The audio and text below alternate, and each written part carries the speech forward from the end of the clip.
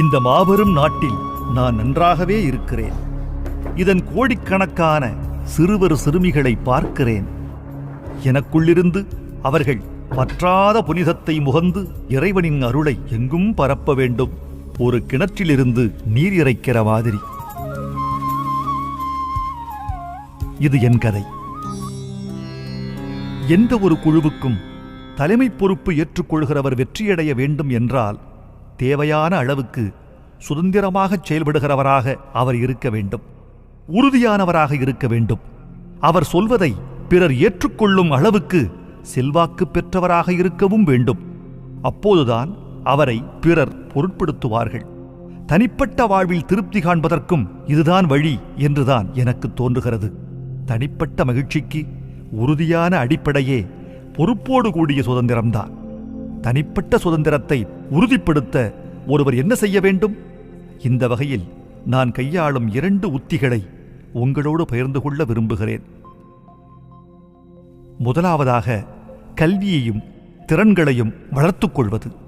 அறிவு கைவசப்படும் ஒரு செல்வம். ஒருவருடைய பணியில் மிக முக்கியமான கருவி.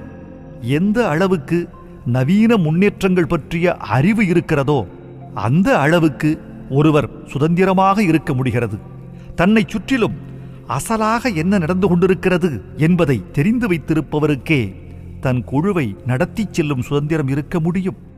அன்றைய பணி ஆரவாரமெல்லாம் முடிந்து கழிந்தபின் சற்றே நிதானித்து மறுநாளை சந்திக்க தேவையான முன்னேற்பாடுகளை கவனத்தில் வைத்திருப்பவரே ஒரு குழுவின் வெற்றிகரமான தலைவராகவும் இருக்க முடியும். இரண்டாவது வழி, தனித்துவ பொறுப்பேற்க பேரார்வம் கொண்டிருப்பது. ஒருவரை எந்த சக்திகள் இன்னாரென தீர்மானிக்கின்றனவோ அவை அவரை அப்படி தீர்மானிக்க உதவியாக இருப்பதுதான் தனிப்பட்ட சுதந்திரத்திற்கான ராஜபாட்டை என்பேன். உனக்கு எதன் மீது நம்பிக்கை இருக்கிறதோ அதில் ஈடுபாட்டோடு இருந்துவிடு. இல்லையேல் உன்னுடைய விதியை பிறரிடம் ஒப்புக் கொடுத்து விடுவாய். எந்த ஒரு படைப்பின் போக்கிலும் வலிதரும் கணங்கள் இருக்கவே இருக்கின்றன. அப்படியே SLV 3 வடிவமைக்கும் போதும் சில வலிதரும் கணங்கள் இருந்தன.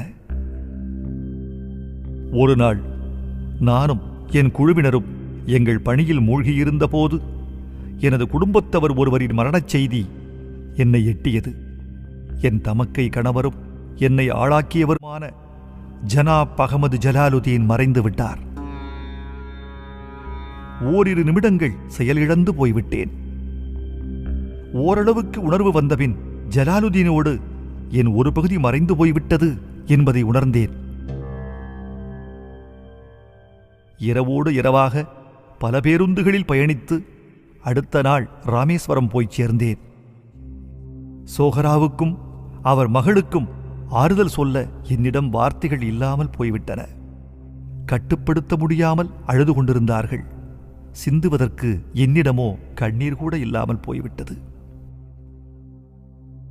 மீண்டும் தும்பா வந்து சேர்ந்தேன். பல நாட்களுக்கு என்னை ஒரு வெறுமை உணர்வு பிடித்து ஆட்டியது. இதற்கு முன் அனுபவித்திராத உணர்வு. நான் ஈடுபட்டிருந்த காரியம் அனைத்தும் வியர்த்தமே என்ற வெறுமை உணர்வு. பேராசிரியர் தவனோடு நீண்ட நேரம் பேசிக் கொண்டிருப்பேன். SLV திட்டத்தில் என்னுடைய முன்னேற்றம் எனக்கு ஆறுதலாக இருக்கும் என்று அவர் சொன்னார். முதலில் குழப்பம் குறையும், பிறகு சுத்தமாக இல்லாமல் போய்விடும் என்றார். ஆனால் நிகழ்ந்தது வேறு. 1976ஆம் ஆண்டு ராமேஸ்வரத்தில் 102 ஆண்டுகள் வாழ்ந்திருந்த என் தந்தை ஜெயினுலாபுதீன் மறைந்து போனார்.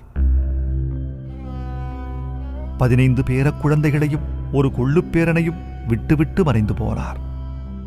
உலக வழக்கின்படி அது இன்னும் ஒரு முதியவரின் மறைவு. இரங்கல் கூட்டங்கள் நடக்கவில்லை. கொடிகள் அரைக்கம்பத்தில் பறக்கவில்லை. எந்த பத்திரிகையும் அவருடைய இறப்பை அறிவிக்கவில்லை. அவர் அரசியல்வாதி அல்லர், அறிஞர் அல்லர், தொழில் அதிபர் அல்லர். சாமானியனாக இருந்தவர், வெளிப்படையானவராக வாழ்ந்தவர். அருட்செயல்களெல்லாம், தெய்வீகமானதெல்லாம், விவேகமானதெல்லாம், சீரியதெல்லாம் வளர அவர் ஓர் உந்து சக்தியாய் இருந்திருந்தார்.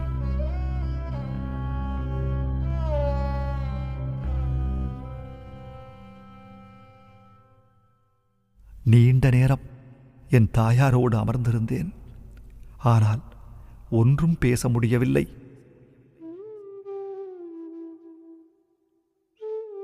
தும்பாவுக்கு திரும்ப அவரிடம் விடைபெற்ற போது அடைத்த குரலில் அவர் என்னை ஆசீர்வதித்தார்.